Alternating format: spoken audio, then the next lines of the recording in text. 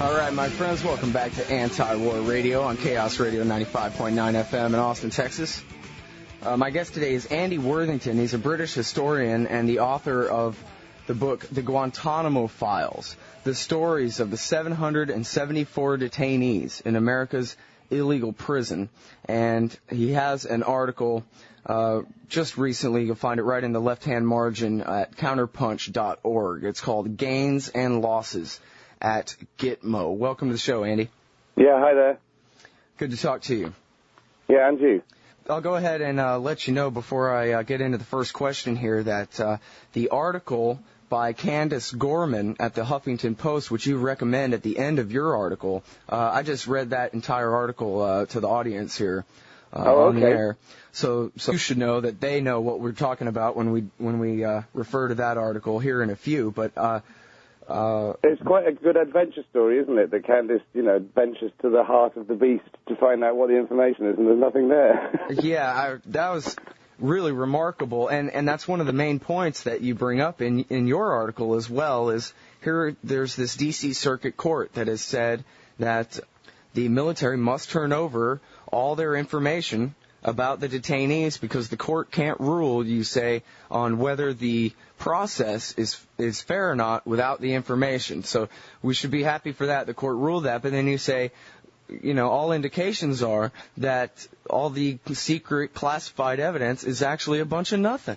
Yeah. Is it just a bunch of, goat herders from the hills of Tora Bora or whatever who are languishing in prison down there in Cuba? Or well, what? I can't say for certain what the classified evidence is. I'm not sure whether there may be lawyers who could explain, if they were allowed to, that there may be additional information. Most of what I seem to be able to gather is that what little there is there, that is not that was never shown or told to the detainees in their tribunals was information that was obtained through hearsay. But what makes me think that there's really very, very little there is that if you actually go through the unclassified summaries of evidence against the detainees, so these are the kind of lists of claims that were made by the government that were compiled from various sources, there isn't really room for that much more. I mean, if you get the case of the high-value prisoners, most of what they have against people is listed on those unclassified summaries. And in the case of a lot of prisoners where they really, really had very, very little, that's all they have. There's a list of a few allegations. Basically, you were found in Afghanistan and you're not, with the American army. Therefore, we seem to think that we've got a right to hold you. Mm-hmm. So that's what makes me think that there is very little behind it, just because, I could give you examples of some prisoners who've been released, people who were very, very clearly innocent of any wrongdoing. And when you look at the unclassified summary of evidence against them, it's full of wild, wild allegations, all of which fell apart in the end, and they were judged not to be a threat. How many people actually have been released from the Guantanamo Bay prison so far? I think we're on something like 410 now, something like that, yeah. And so in your book title here, and I'm sorry I haven't had a chance to read the book yet, but the stories of the 774, how recent is that? What, those numbers? Yeah. Well, there are actually 777. They've transferred 3 more people into Guantanamo since that book went to press. I see. So the few hundred were released before your book came out. Yeah, basically. It's an ongoing process. We're expecting, I believe, that some people will be released this week, but nobody ever knows quite what they're going to do and when they're going to do it. Mm-hmm. Well, this is a big deal. The entire argument, basically, that our government has given us here in the United States is, look, I know that you people are concerned about the Bill of Rights and the rule of law and everything, but these people are the worst of the worst. They're like the ones who knocked down those towers, and so you have to understand they are so bad, these people, that we don't give them the rule of law. Well, yeah, I think what happens with that kind of story is that those were the sound bites that were produced at the very beginning, and they're the ones that, they're still prominent. It's very, very easy to find these quotes from, it was actually an army officer who made it in the first place. I think Rumsfeld then repeated it. Within a few weeks of Guantanamo opening, they actually had kind of toned down the rhetoric, and you had Mike Leonard, who was the Marine commander of Guantanamo, saying, actually, we don't know who a lot of these people are. They tell us different stories. We can't seem to get their names. They knew nothing. I mean, and one of the reasons that they knew nothing was because they hadn't caught most of them. They'd been given most of them or sold most of them by, their supposed allies in Afghanistan and Pakistan. So there was never a story, really, in a lot of cases, this presumption that they were the worst of the worst. And Rumsfeld did very early on say, they're the worst of the worst, but I don't even know who they are. I couldn't tell you their names. All I know is they are the worst of the worst, without any evidence. And within about 6 months of Guantanamo openings, senior military officials, off the record were saying that we've realized that actually most of these people aren't the worst of the worst at all. There's only a handful there. And you'll see, if you kind of scour through press reports over the last 5 years, that these stories pop up every now and then, and the senior figures in the administration, not right at the top, but, serving military officers are on record as saying, there's only a handful of people that are dangerous in there. Mm-hmm. And we have seen stories really since 2001 and up through even this year, I think, kind of a steady trickle of stories about Pakistanis and Afghanistanis just basically kidnapping each other and selling each other to the Americans. This guy, he's an enemy combatant. Pay me. Yeah. And I mean that happened on quite a large scale. I mean, I think that's pretty clear that it happened on quite an enormous basis. Well, really. And that it's still happening, right? Well, it may well still be happening. I don't know. I mean, it's very, very difficult to get. If you like, Guantanamo is the most transparent part of this operation, right? And to be honest, even though it's relatively transparent, and you can Google Guantanamo and you can find the names of the people that are in there because they were forced to release documents. There's still a phenomenal amount that's not known about so many of the people that are in there. But behind Guantanamo is a secret prison system. The prisons in Afghanistan, the main prison at Bagram Air Base, holds on average, I think, about 500 people at any one time. And it's Afghans who are released, it's foreign prisoners who, there's very, very little information about them. And it's completely off limits. Right. So the same things are probably happening, but it's very, very difficult to know. And really, these places need to be opened up to scrutiny in the same way that Guantanamo has. Reports are, if we are to believe them, that they closed down the reopened former Soviet gulags in Romania and Poland and moved those guys to Morocco. And then, I guess, if I have it right, at some point they announced we're closing all the ghost prisons and we're bringing everybody to Guantanamo, including Khalid Sheikh Mohammed and all of them. Is that right? Yeah. So the ghost prisons are all shut down. Elsewhere is a difficult question to answer. I mean, when you mentioned at the start of this interview, there were 774 prisoners who'd been held officially at Guantanamo when my book went to press. I mean, it's not out yet. It's not out until September.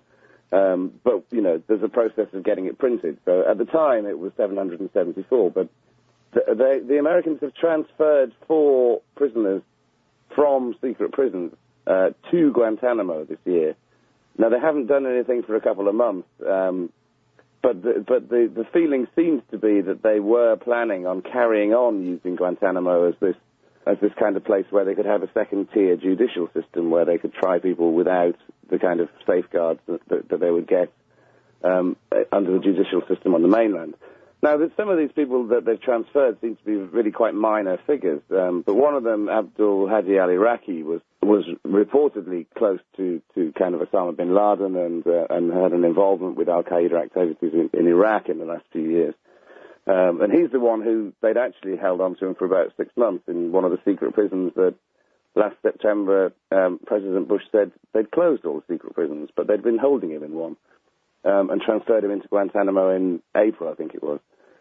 It's difficult to know, are they planning to bring more people in? Or how many people are held either in secret CIA prisons that reputedly don't exist or in the custody of other governments where the Americans are actually running the show. I mean, there have been stories about new facilities being built in Pakistan to serve that purpose. It's a very, very murky story, and it really is something that whatever happens to Guantanamo in the next year, and it may well be that President Bush will find a way to close it before he leaves office. The rest of the story is something that hasn't even started to emerge yet. Well, there's lots of different directions I can go from all that. I guess I want to pick up on what you said about them choosing the base in Cuba to be the location for this so that no laws will apply. And this is going back a couple of years, but I remember them arguing in the court cases that, well, Cuba, the Guantanamo Bay base, is not American territory, therefore American law doesn't apply to it. And the judge is saying, well, look, the fact that you're admitting that this is land stolen from Cuba under a quote-unquote lease left over from the Spanish-American War that Castro's refused to accept payment all this time, you're actually, conquerors on foreign soil. That's nice that you admit that, but as long as you control this base, yeah, it is considered American territory, or else what are you doing there? And that was a Ninth Circuit Court judge, I think, out in San Francisco who ruled that.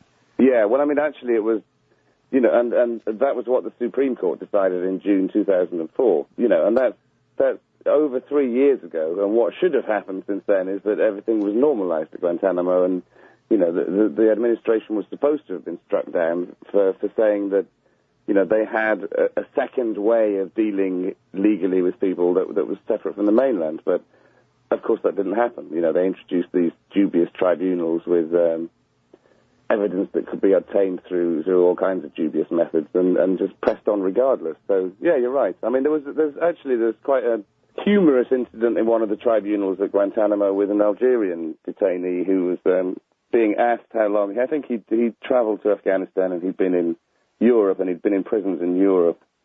And they asked him, how long have you been in prison altogether? And he said, do you mean, throughout my life or in America? And they went, the whole total. So he told them the years, and then the tribunal president said, you realize, of course, that you're not in America. I just want to make that clear, that you're actually in Cuba. And the transcript goes on, and he looks up at the tribunal and says, but you are not Cubans.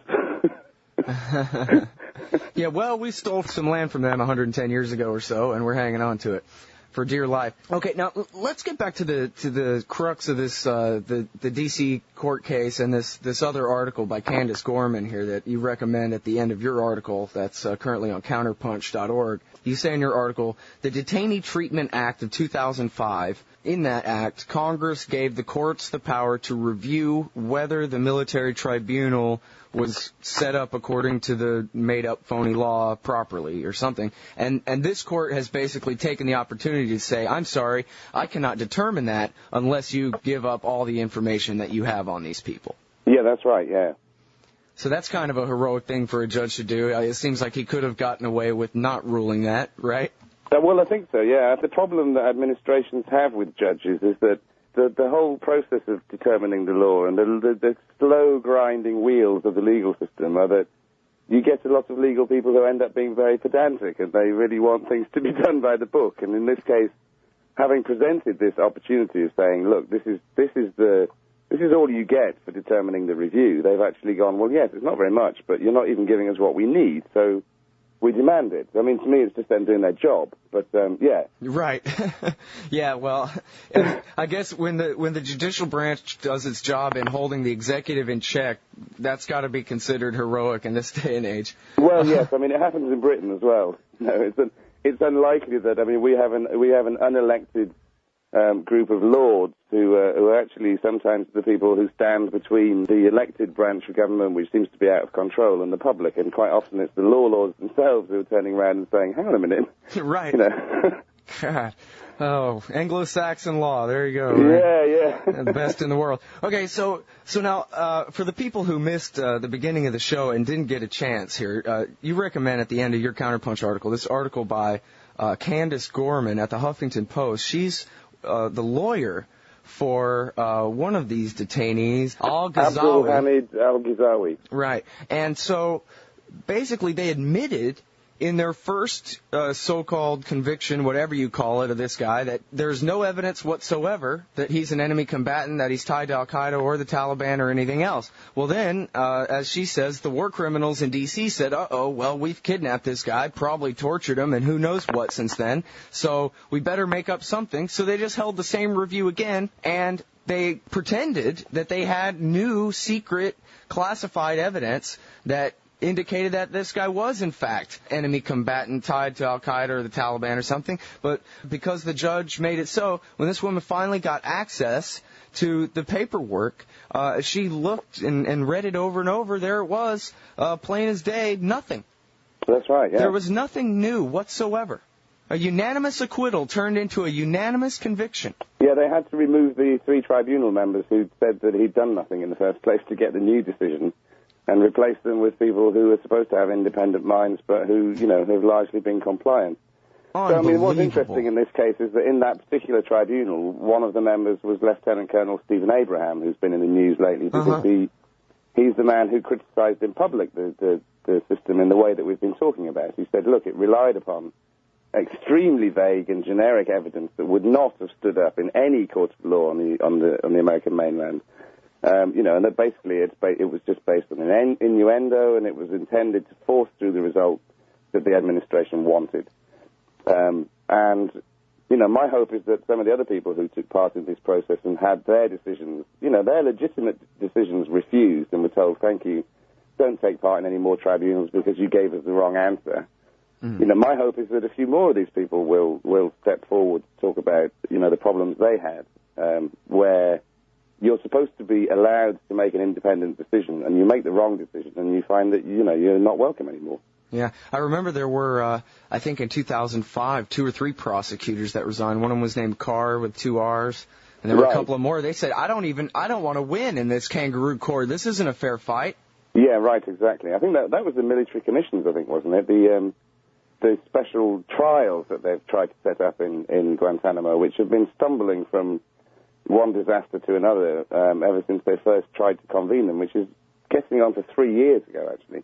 Right. So they're the ones that were thrown out a few months ago because the judges presiding over them said, we can't go ahead with this case. You said that when you passed the legislation last autumn, that was a terrible piece of legislation in the fall last year. The Military Commissions Act of 2006. Try illegal enemy combatants who had been through the tribunal process in Guantanamo, but actually the tribunal process in Guantanamo only said that they were enemy combatants. It gets Kafkaesque. I mean, it's completely mad.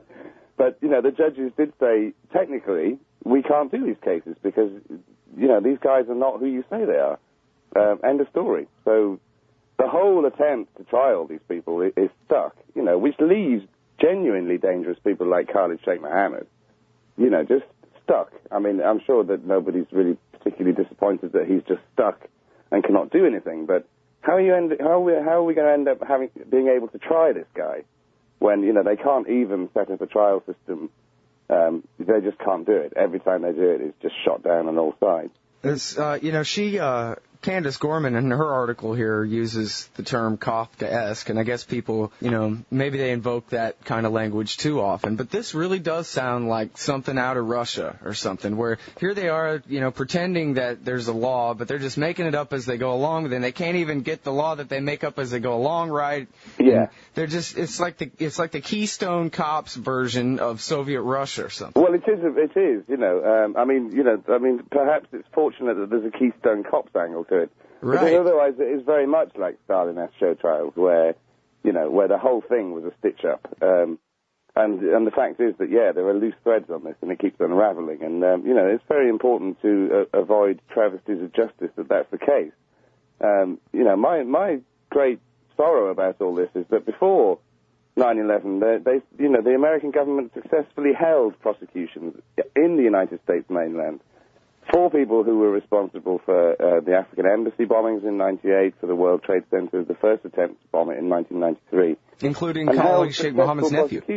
Rendered people to the American justice system, held trials, prosecuted, won the case, put them in prison. And this should have happened to people, but there was a kind of obsession with getting information out to people at all costs. And that also seemed to involve, in a lot of cases, thinking that torturing them would be a way to get the truth out of them, which seems wrong on every basis and produces false information. Yeah. And the kind of hole that the administration has dug itself into is a very difficult one to see how they're going to get out of, I think. Well, I don't want to see them get out of it. I want to see them, in the dock. I don't think they belong.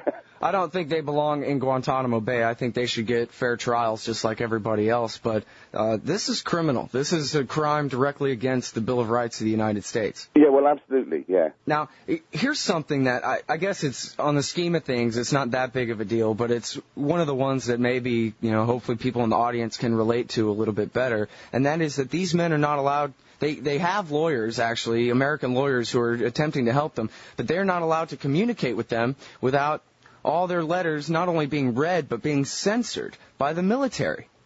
Yeah.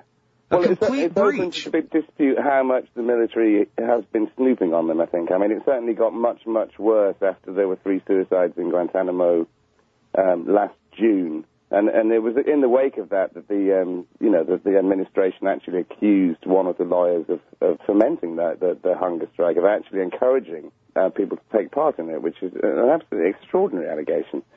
They're just extremely paranoid about the fact that the detainees were allowed lawyers in the first place over 3 years ago, and have done everything that they possibly can to interrupt that process and to presumably to listen in on everything. I mean, nobody has any confirmation of whether when the lawyers meet their clients they're actually being left alone or whether they're actually being snooped on. I mean, I'm sure they are being listened in on. It's listening in on people seems to be a very, popular thing with this administration. I think some more shocking developments that, there was a proposal earlier this year to only allow lawyers to meet with their clients on 3 occasions in total. Yeah. Now, these are people who, they have no contact with anybody. They're not allowed family visits even if their families could get out there. I mean, half of them still don't have lawyers, so they have never seen anybody outside of the U.S. military, apart from, the occasional visit by representatives of the Red Cross who aren't allowed to talk about anything. But, people who haven't been charged or tried of anything, have had no contact with anybody. And in some cases, it is only their lawyers that provide them with a kind of, lifeline to sanity, if you like.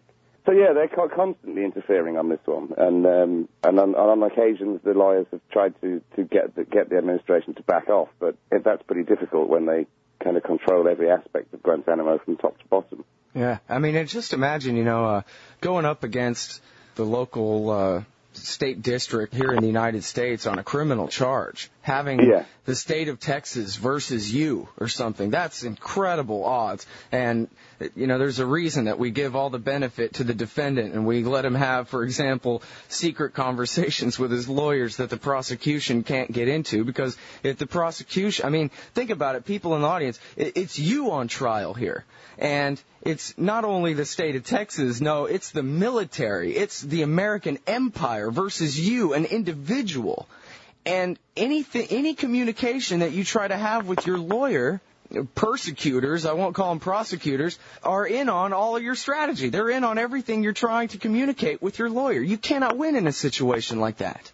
Yeah, right. Well, exactly, yeah. I mean, it's like the New York Yankees versus some 5-year-olds on a T-ball team or something. It's not a fair fight. No, exactly. Well, the military commissions that that I was talking about earlier, that they've been trying to hold in Guantanamo, when they had the last lot of military commissions that failed because the judges threw them out, somebody who was writing about it, commented on the fact that the prosecution, so the side that's working for the government, had an entire floor of offices. Each of the lawyers had about half a dozen staff working for them. Whereas all the defense lawyers had one room, one tiny room with 3 computers in it, and no staff, and that was the setup to try and achieve these results where, they wanted the show trial just to pass smoothly. So, that's rigged. You give 95% of the resources to the prosecution and, almost nothing to the defense, and claim that that's going to be fair. Yeah. What I find particularly worrying, I don't know whether you know much about some of the pronouncements that were made by our recently departed Prime Minister Tony Blair, but Tony Blair spent a long time in power trying to smooth the legal system to operate in the way that he believed that it should do. He believed that far too many guilty people were being released, were not being found guilty. And he actually genuinely stated, look, we need to make it a lot easier to put bad people in prison. We need to just make this process much easier.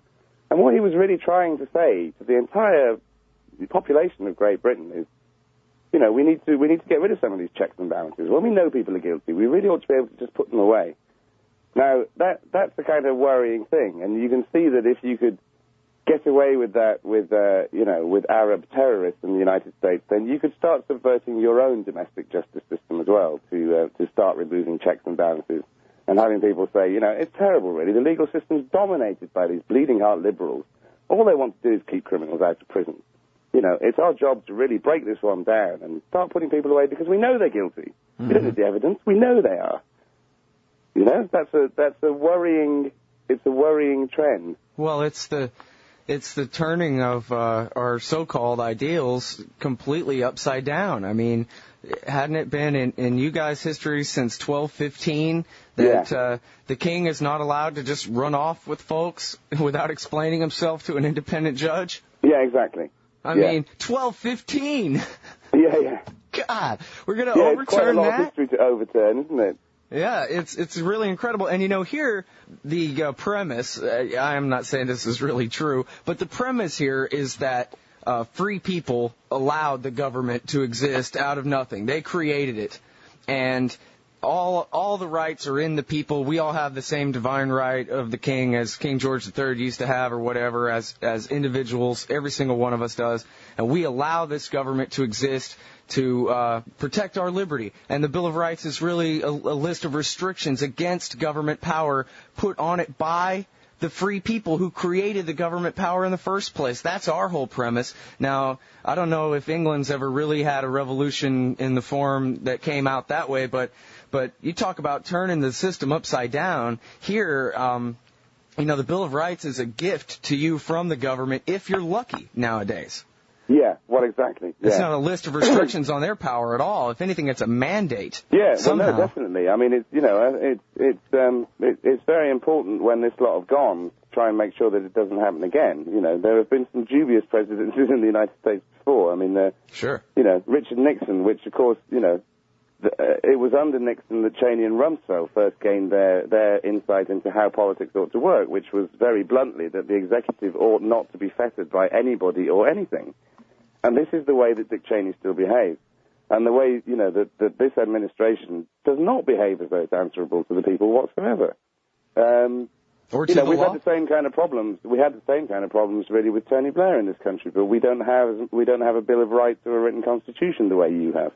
And he trampled over understandings that have been part of the British state for hundreds of years. But it ended up that he was abusing his executive power as well. But in the States, you've definitely got it, you've got it written down, you've got it in stone. You are answerable to us, the people. You cannot do whatever the hell you feel like just because you thought it was a good idea. Yeah. Let me ask you this about just kind of the public mood over there in the United Kingdom. Or is the average guy running for the House of Commons running on a Restore Your Liberty ticket at all? Or is he basically parroting the Tony Blair line? Well, I think that what happens is that most politicians just want to hold on to their jobs, so they just tend to follow whatever won't rock the boat too much. I mean, that's generally what happens. Right. It'll really take a shift in public mood to make it so. Yeah, I mean there are very worrying things that have been happening in Britain. I mean, not just Britain's complicity with the American Secret Services in abduction, extraordinary rendition. But we have had a mini Guantanamo here, where we have also imprisoned people without charge or trial. We were prevented from doing that, so then the government decided basically to kind of tag them and keep them under house arrest. But these are people who have not been charged and have not been tried. You can't do this. You cannot even start doing it, but they have. So we're all in on it. This is supposed to be the way forward, and it just clearly isn't. You have to find a way to charge and try people, or the whole thing falls apart. Yeah. And I mean, it should be very worrying to the American people that what guarantee is there? What safeguard could there possibly be now?